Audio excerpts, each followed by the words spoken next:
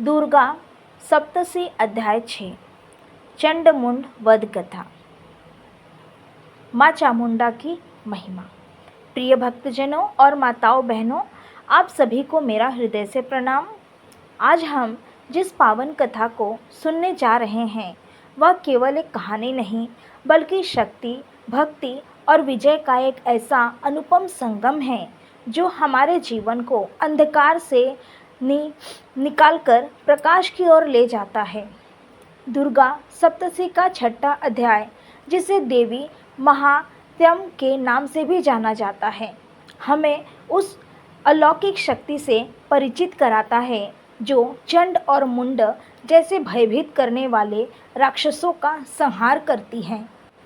यह अध्याय हमें सिखाता है कि जब अधर्म और अन्याय अपनी चरम सीमा पर पहुंच जाते हैं तब परम शक्ति किस प्रकार अपने भक्तों की रक्षा के लिए प्रकट होती है। इस कथा को सुनने से पहले आइए हम सभी श्रद्धापूर्वक माँ दुर्गा का ध्यान करें और उनके आशीर्वाद की कामना करें। नवरात्रि के इन पावन दिनों में या किसी भी अवसर पर जब हम माँ दुर्गा की कथा का श्रवण करते हैं या उनके नाम का जप करते हैं तो उसका महत्व कई गुना बढ़ जाता है। व्रत का अर्थ केवल भोजन त्यागना नहीं है बल्कि अपनी इंद्रियों को संयमित करना, मन को शुद्ध करना और स्वयं को ईश्वर के चरणों में समर्पित करना है। यह व्रत हमें अपनी आंतरिक शक्तियों को जागरूक करने और जीवन की कठिनाइयों का सामना करने की प्रेरणा देता है। जब हम पूर्ण निष्ठा और भक्ति के साथ देवी का स्मरण करते हैं तब वे हमारी सभी मनोकामनाएं पूर्ण करती है और हमें भय, चिंता तथा कष्टों से मुक्ति दिलाती है। यह व्रत हमें यह भी याद दिलाता है कि संसार में सत्य और धर्म की ही अतः विजय होती है, भले ही मार्ग कितना भी कठिन क्यों ना हो। माता दुर्गा की यह कथा हमें बताती है कि बुराई कितनी भी प्रबल क्यों ना हो, अच्छाई की शक्ति सदैव उस पर विजय प्राप्त करती है। तो चलिए अब हम चलते हैं उस पौराणिक काल की ओर जब देवताओं और असुरों के बीच भयंकर युद्ध चल रहा था। एक समय की बात है, शुंभ और निशुंभ नाम के दो अत्यंत बलशाली और क्रूर राक्षस थे। उन्होंने अपनी तपस्या के बल पर ब्रह्मा जी से वरदान प्राप्त कर लिया था कि कोई पुरुष, देवता या मनुष्य मार नहीं सकता। इस वरदान के अहंकार में चूर होकर इन दोनों भाइयों ने तीनों लोकों में हाहाकार मचा दिया।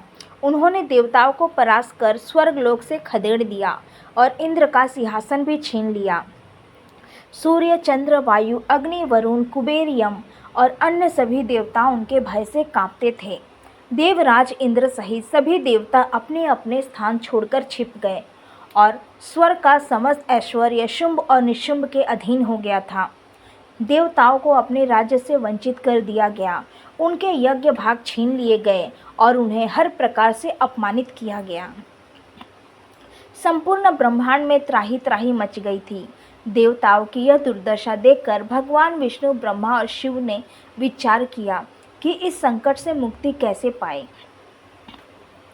तब सभी देवताओं ने हिमालय पर्वत पर जाकर देवी भगवती की स्तुति की। उनकी प्रार्थना से संतुष्ट होकर देवी पार्वती प्रकट हुई। उन्होंने देवताओं की व्यथा सुनी और उनसे पूछा कि वे किसकी स्तुति कर रहे हैं।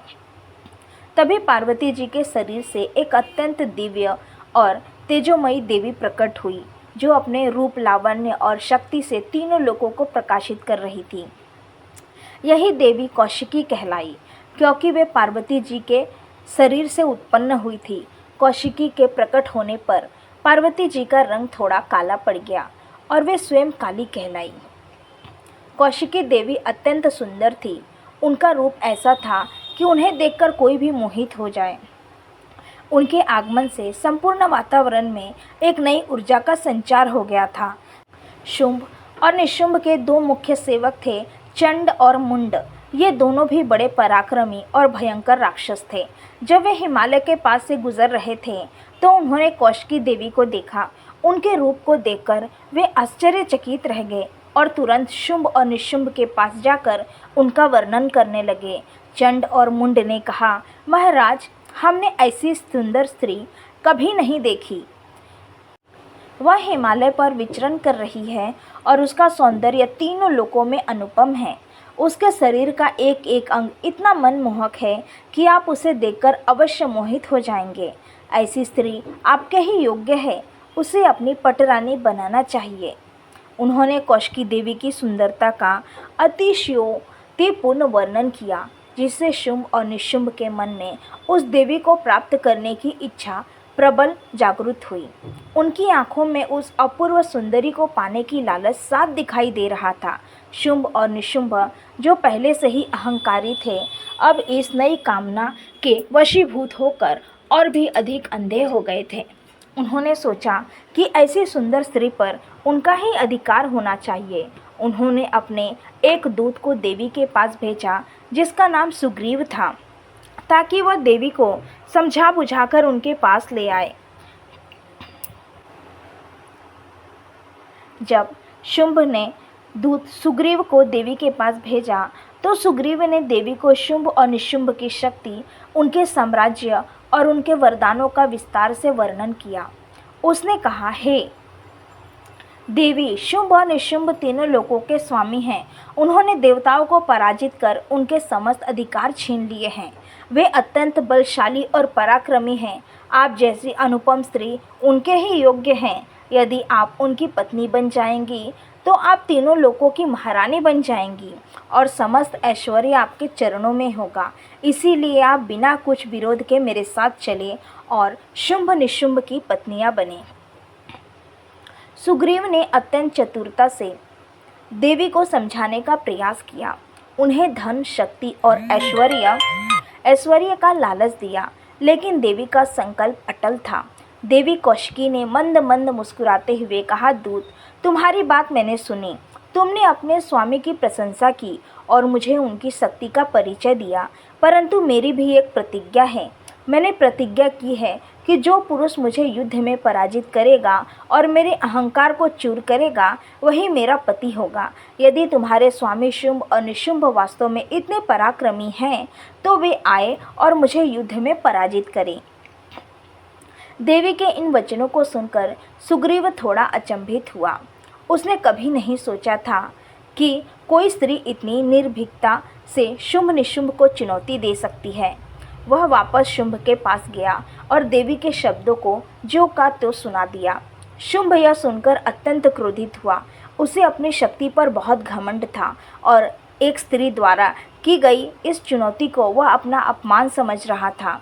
उसने तुरंत चंड और मुंड को आदेश दिया, जाओ, उस अहंकारी स्त्री को बलपूर्वक पकड़कर मेरे पास लाओ। यदि वो विरोध करे तो उसे मार डालना और मेरे सामने प्रस्तुत करना। चंड और मुंड अपनी सेना लेकर देवी को पकड़ने के लिए चल दिए। वे बड़ी संख्या में राक्षसों के साथ हिमालय की ओर बढ़े। जब वे देवी के पास पहुँचे तो उन्होंने देवी को धमकी दी और उन्हें पकड़ने का प्रयास किया। देवी ने उनके अहंकार को देखा और क्रोध से भर उठी। उनका मुखमंडल लाल हो गया और उनकी भ्रुकुटी तन गई। तब देवी ने ऐसा भयंकर रूप धारण किया कि चंड और मुंड सहित पूरी दानव सेना भयभीत हो गई। देवी के शरीर से एक और अत्यंत विकराल और भयानक रूप प्रकट हुआ, जिसका नाम काली था। काली देवी का शरीर काला, आंखें लाल, जीभ लपलपाती हुई, हाथों में खड्ग और नरमुंड की माला धारण किए हुए थी। उनका रूप इतना डरावना था कि उन्हें देखकर बड़े बड़े योद्धाओं के भी पसीने छूट जाते थे। काली देवी ने भयंकर गर्जना की और दानव सेना पर टूट पड़ी। उन्होंने राक्षसों को तलवार से काटा, त्रिशूल से भेदा और अपने भयानक मुख से निगलना शुरू कर दिया। उनके रौद्र रूप को देखकर दानवों में भगदड़ मच गई। चंड और मुंड ने देवी को रोकने का प्रयास किया, लेकिन वे उनके सामने टिक नहीं पाए। काली देवी ने चंड को अपने एक ही प्रहार से भूमि पर गिरा दिया और इसका सिर काट डाला। फिर उन्होंने मुंड को भी पकड़कर उसका सिर धड़ से अलग कर दिया। काली देवी ने चंड और मुंड के कटे हुए सिरों को लेकर कौशिकी देवी के पास प्रस्तुत किया और कहा, हे देवी, मैंने चंड और मुंड को मार डाला है और उनके सिर आपके चरणों में अर्पित करती हूँ। चंड और मुंड के वध के कारण देवी कौशिकी ने काली देवी को चामुंडा नाम दिया, क्योंकि उन्होंने चंड और मुंड का संहार किया था। यह कथा हमें बताती है कि जब हम धर्म के मार्ग पर चलते हैं और बुराई का सामना करते हैं तो देवी शक्ति हमारी रक्षा के लिए सदैव तत्पर रहती है। यह अध्याय हमें यह भी सिखाता है कि अहंकार और अधर्म का अंत निश्चित है और सत्य की विजय असंभावी है। इस कथा का श्रवण करने से हमारे मन में भक्ति और विश्वास की भावना जागृत होती है और हम अपने जीवन की कठिनाइयों का सामना करने के लिए शक्ति प्राप्त करते हैं। अब हम बात करते हैं व्रत की पूजा विधि और उसके फल की। दुर्गा सप्तशती के छठे अध्याय के पाठ से हमें स्नान करके शुद्ध वस्त्र धारण करने चाहिए। एक स्वच्छ स्थान पर माँ दुर्गा की प्रतिमा या चित्र स्थापित करें, कलश स्थापना करें और उसमें जल, रोली, चावल, सुपारी, सिक्का और आम के पत्ते डालें। दीपक प्रज्वलित करें और धूप अगरबत्ती जलाएं। माँ को लाल पुष्प, कुमकुम, चावल, चंदन, नारियल और मिठाई अर्पित करें। इसके बाद दुर्गा सप्तशती के छठे अध्याय का पाठ करें। पाठ करते समय पूर्ण श्रद्धा और एकाग्रता बनाए रखें। पाठ के बाद माँ दुर्गा की आरती करें और अपनी मनोकामनाएं उनके समक्ष रखें। इस अध्याय के पाठ से शत्रुओं का नाश होता है, भय से मुक्ति मिलती है और आत्मविश्वास बढ़ता है। यह हमें यह भी सिखाता है कि हमें अपने भीतर की बुराइयों जैसे क्रोध, लोभ, मोह और अहंकार का भी संहार करना चाहिए। इस अध्याय का पाठ करने से साधक को अतुलनीय शक्ति, पराक्रम और विजय प्राप्त होती है। जिन माताओं बहनों को अपने शत्रुओं से भय है या वे किसी प्रकार के संकट में हैं, उन्हें इस अध्याय का पाठ अवश्य करना चाहिए। यह अध्याय हमें आंतरिक शांति और सुरक्षा प्रदान करता है। माँ दुर्गा की कृपा से हमारे जीवन में सुख, समृद्धि और शांति का आगमन होता है। अंत में एक बार फिर हम सभी माँ दुर्गा का जयकारा लगाएं और उनके चरणों में अपने श्रद्धा सुमन अर्पित करें। जय माता दी। भक्तों तो ये थी माँ दुर्गा की महिमा और दुर्गा सप्तशती के छठे अध्याय की पावन कथा। मैं उम्मीद करती हूँ कि इस कथा ने आपके मन को शांति और शक्ति दी होगी। माँ भगवती की कृपा आप पर सब पर बनी रहे। अगर आपको ये कथा पसंद आई हो तो इस वीडियो को लाइक करें, अपने प्रियजनों के साथ शेयर करें और ऐसे ही और भक्तिमय वीडियो देखने के लिए हमारे चैनल को सब्सक्राइब करना न भूलें। हम बहुत जल्द मिलेंगे अगले वीडियो में एक नई कथा और एक नए अध्याय के साथ।